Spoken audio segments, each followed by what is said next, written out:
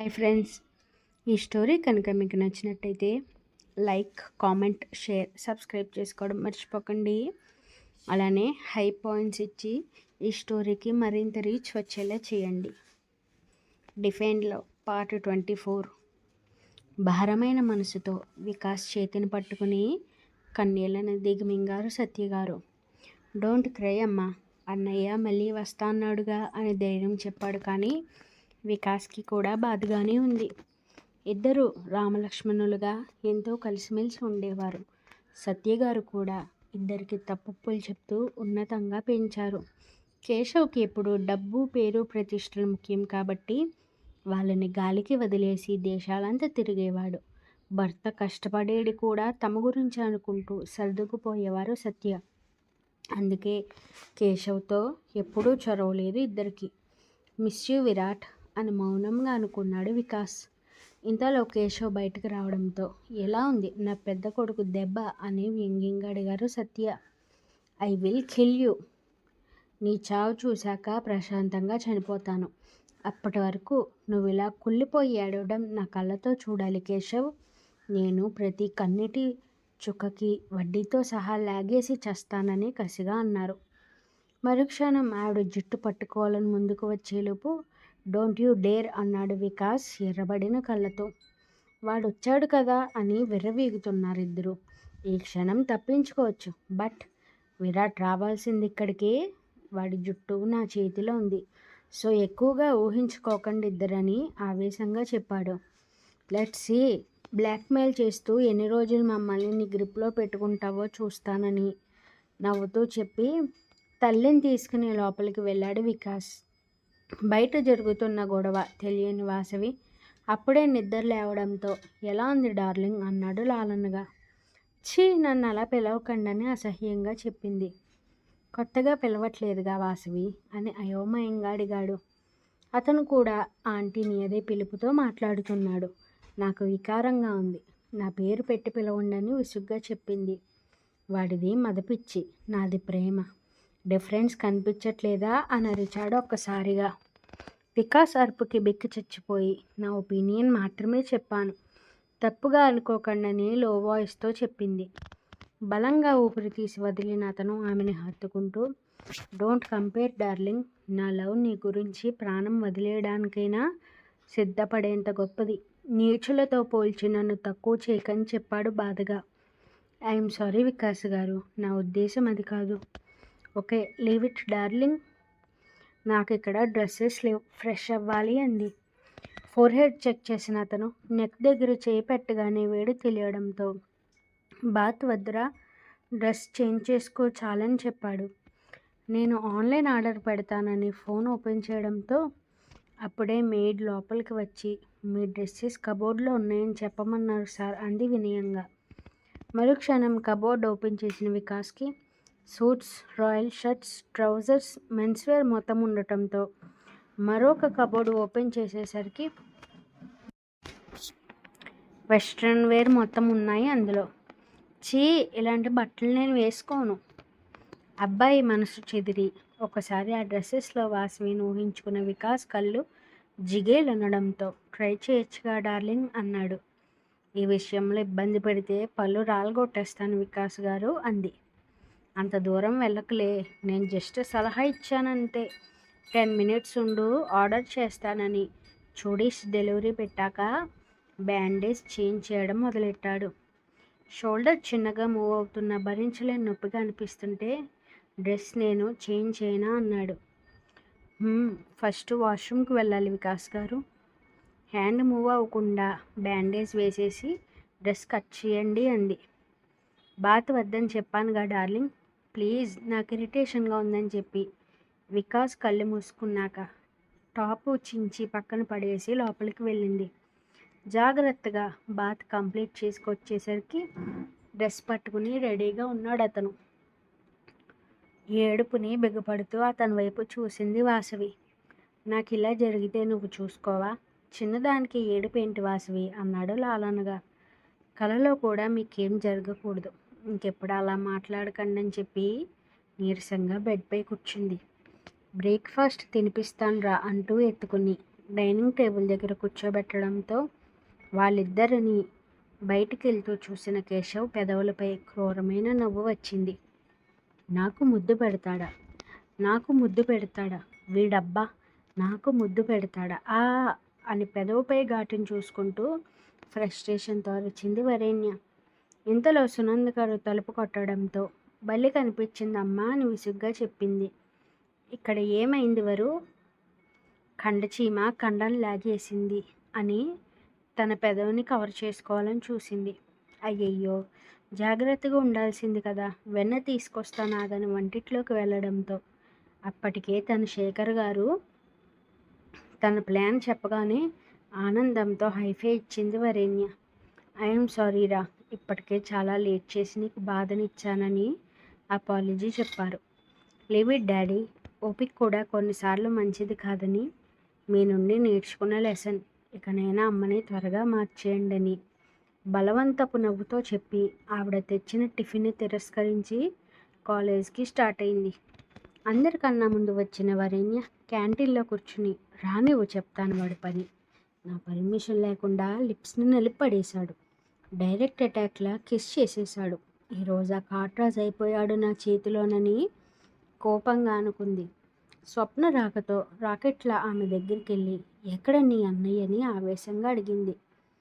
పూనకం వచ్చిన దానిలో ఊగిపోతున్న వరేణ్యను చూసి ఏమైందే, అన్నయ్య గురించి ఎందుకని అయోమయంగా అడిగింది స్వప్న. మీ అన్నగారు నన్ను కిస్ చేశాడని ఏడుపు ముఖంతో చెప్పింది. జోక్ చేయకువారు, అన్నయ్య నిన్ను కిస్ చేయడం ఏంటే? ఇదే ప్రూఫ్ అంటూ ఆమె పెదవిపై ఘాటు చూపించడంతో నోటిని 2 చేతులతో మూసుకుంది ఆశ్చర్యంగా. నమ్మావా ఇప్పుడైనా?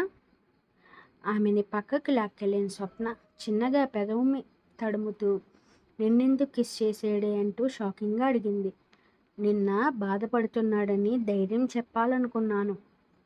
సంజు గారు కూడా ఒకసారి నన్ను ఇలానే చేశారు.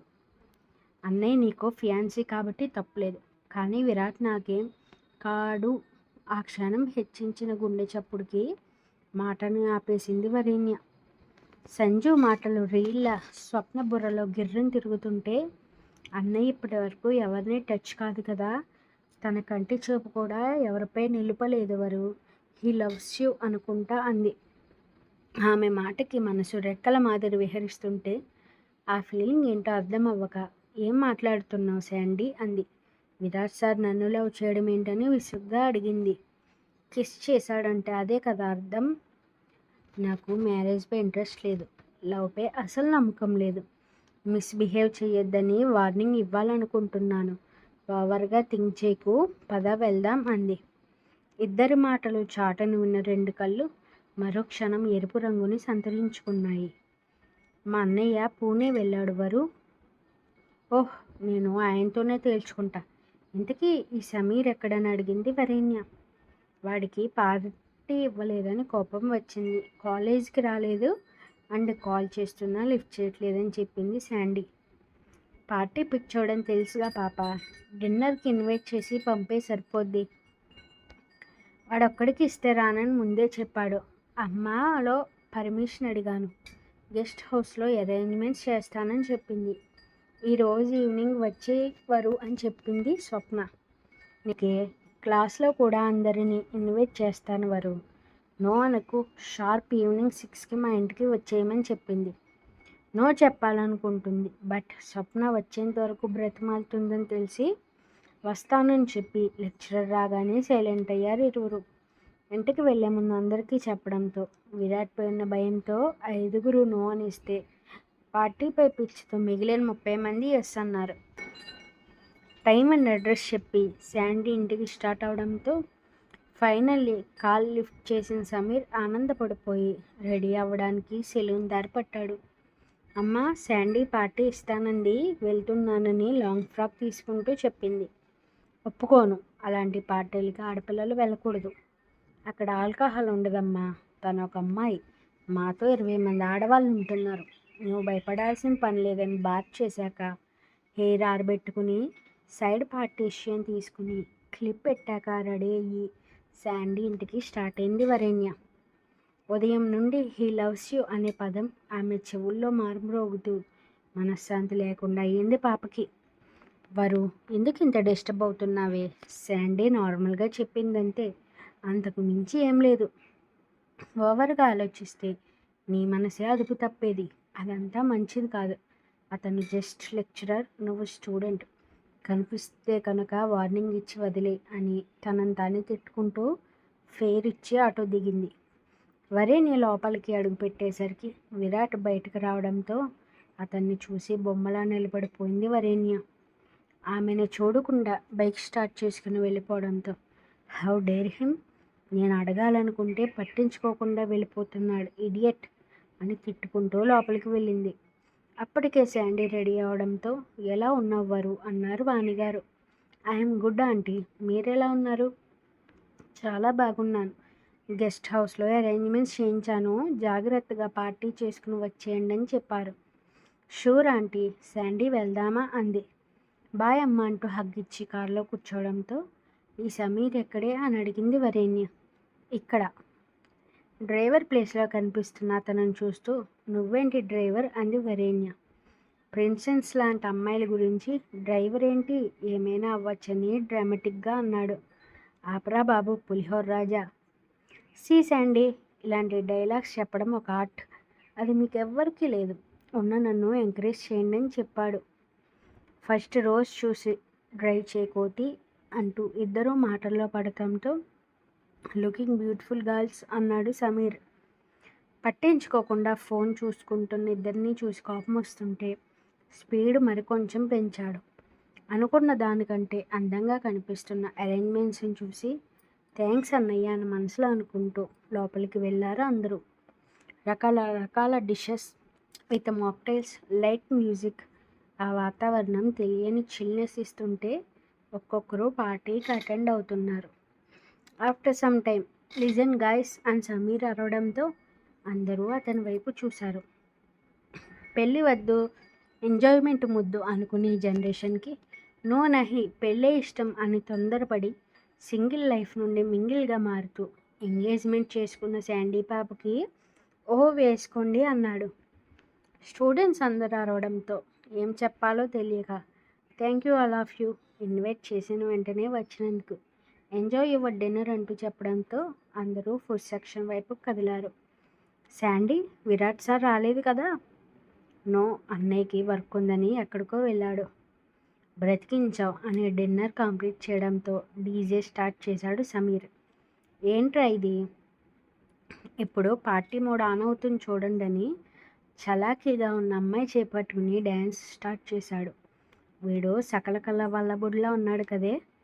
మరే సమీర్ని చూసి ఒక్కొక్కరు పేర్స్ అవ్వడంతో మనం కూడా చేద్దాందా అంది వరేణ్య. ఎవరితో? నీకు నేను, నాకు నువ్వు అంటూ చేపట్టుకుని లాక్కుని డ్యాన్స్ చేయడం మొదలుపెట్టింది. మరుక్షణం సమీర్ వచ్చి సెల్వి డ్యాన్స్ వరు అన్నాడు చేయి ముందుకు పెడుతూ.